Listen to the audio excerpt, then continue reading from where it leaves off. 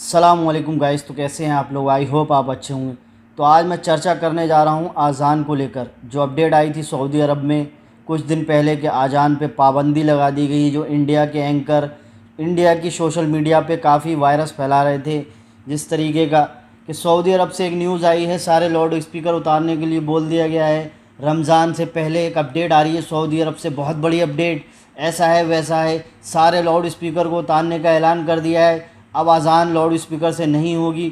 इस तरीके की अफवाहें फैला रहे थे बहुत सारे एंकर। मैंने काफ़ी न्यूज़ चैनलों पर इसी बारे में सुना था, तो वो पूरी तरीके से अफवाह फैला रहे थे क्योंकि इन लोगों को न्यूज़ तो मिलती है लेकिन ये लोग थोड़ी बढ़ा चढ़ाकर बताते हैं। जो न्यूज़ आती है उसको और बढ़ा चढ़ाकर बताते हैं। अगर इस्लाम धर्म से जुड़ी हुई अपडेट होती है तो उसको और ज़्यादा बढ़ा चढ़ाकर बताते हैं। और ये एंकर इस तरीके से बता रहे थे कि इस्लाम का सबसे बड़ा धर्म स्थल जहाँ से इस्लाम फैला है उस जगह से अपडेट आ रही है कि लाउड स्पीकर को हटा दिया जाएगा।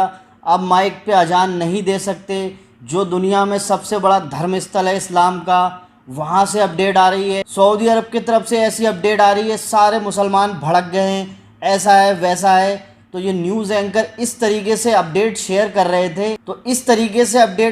रहे थे कि मुसलमान भड़क चुके हैं। जो सऊदी अरब से अपडेट आ रही है, ऐसा है वैसा है, दुनिया भर की बातें लोगों को बता रहे थे। तो ये पूरी तरीके से सच नहीं है, ये बहुत सारा गोल मटोल करके बता रहे थे।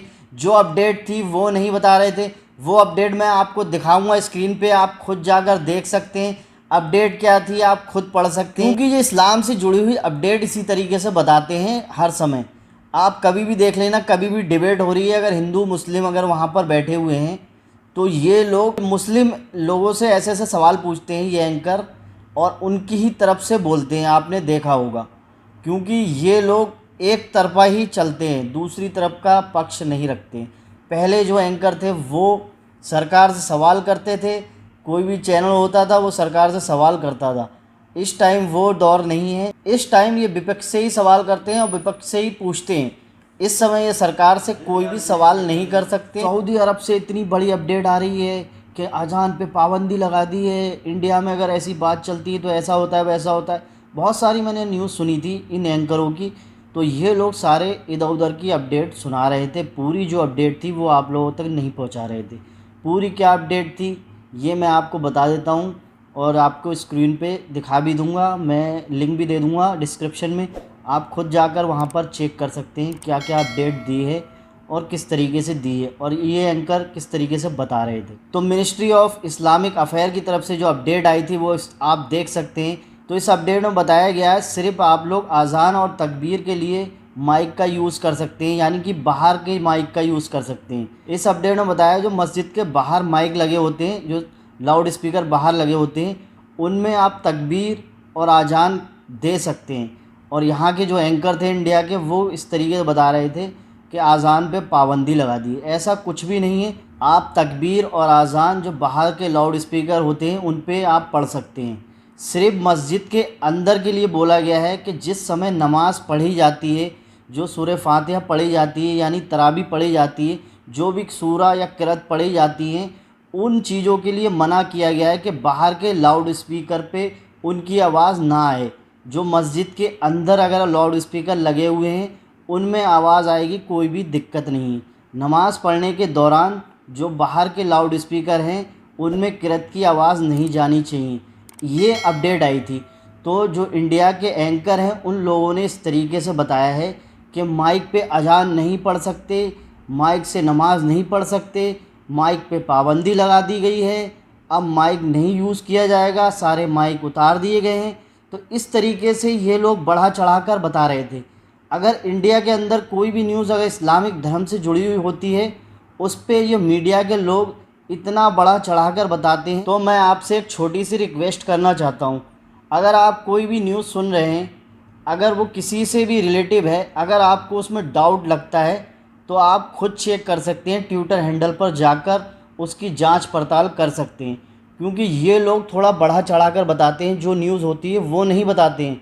ये अपनी तरफ से कुछ मिला जुला कर उसको लंबा खींच के बताते हैं। अगर इस्लाम धर्म से जुड़ी है तो और ज़्यादा लंबा खींचते हैं।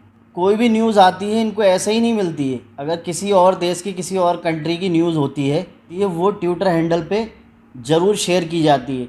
तो आप ट्विटर हैंडल पर जाकर वहाँ पर सर्च करके खुद चेक कर सकते हैं। अगर आपको सऊदी अरब से जुड़ी हुई कोई भी अपडेट चाहिए तो हमारे चैनल को आप सब्सक्राइब कर सकते हैं। आपको बिल्कुल जेन्युइन और एक नंबर की और सबूत के साथ न्यूज़ दी जाती है इस चैनल पे। जो भी न्यूज़ आती है वो ट्वीट के साथ और प्रूफ के साथ दिखाई जाती है। ट्विटर हैंडल के माध्यम से उसकी जानकारी निकालने के बाद कि ये न्यूज़ सही है या नहीं है, पूरी इन्फॉर्मेशन के बाद ही इस चैनल पे न्यूज़ दी जाती है। तो हमारे चैनल को आप लोग सब्सक्राइब कर सकते हैं।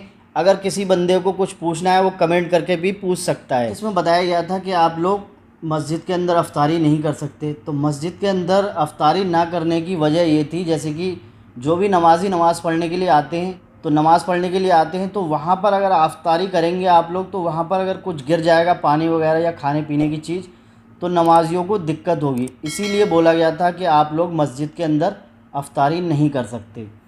और एक अपडेट और थी जिसमें बताया गया था कि बच्चों को लेकर ना आएँ।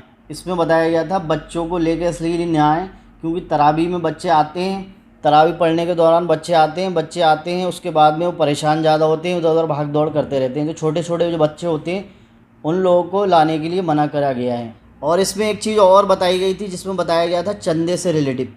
सऊदी अरब में तो पहले से ही चंदे पे पाबंदी है, चंदा आप लोग नहीं कर सकते। तो रमज़ान के दौरान कुछ लोग इस तरीके से करने लगते हैं कि अफ्तारी और इधर उधर से चंदे मांगने के लिए करने लगते हैं। और कंट्री के जो इमाम होते हैं बहुत से लोग करते हैं इस तरीके से, तो इसीलिए इस चीज़ पे भी पाबंदी की गई है। सऊदी अरब में चंदा मांगने का सिस्टम नहीं है।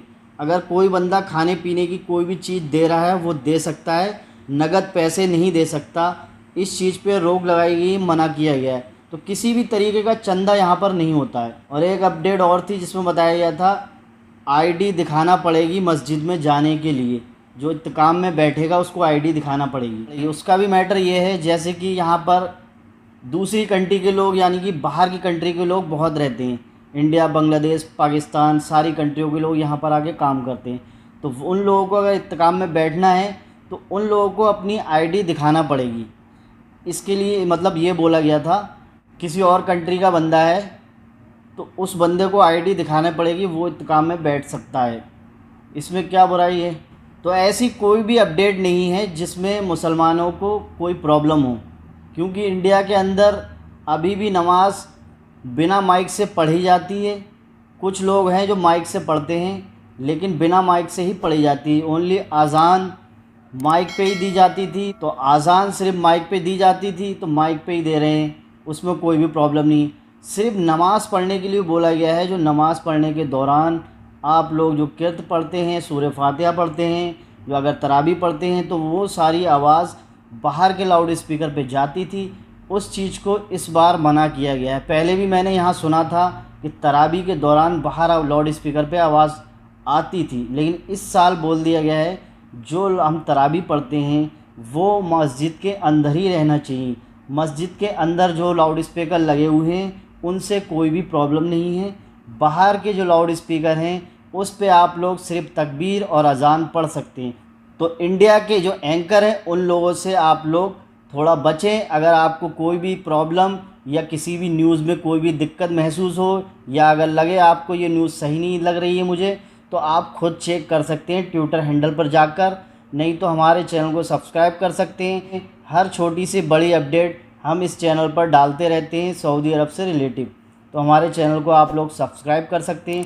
अगर वीडियो अच्छा लगा हो तो चैनल को सब्सक्राइब कर लीजिएगा और वीडियो को लाइक भी कर दीजिएगा। तो मिलते हैं किसी नेक्स्ट वीडियो में।